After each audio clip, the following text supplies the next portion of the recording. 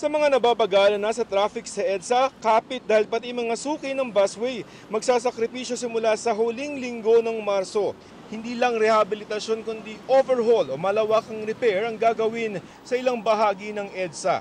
Unang gagalawin ang segment ng busway sa northbound lane ng EDSA mula Balintawak hanggang sa Monumento.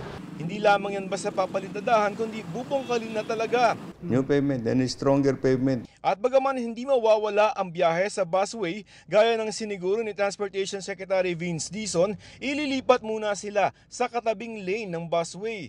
Hindi pa rin sila ihahalo sa iba tulad ng dati, pero mababawasan ang lane para sa mga pribadong sasakyan sa ilang bahagi ng EDSA na ginagawa pa.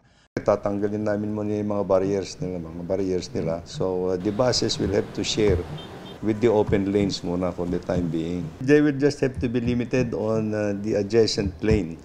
Pagkatapos ng bus lane, isusunod na ang mga karatig na lanes hanggang sa outer lane.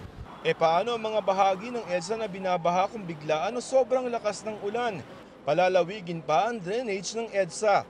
These were installed long time ago, so maliliit na yan. So that's the reason why hindi na doon sa runoff. 15 segment naman ang kukumpunihin sa southbound lane. Ayon sa DPWH, aabutin ng 1 taon itong overhaul ng EDSA. Sasagasa sa bare months kung kailan malala ang traffic.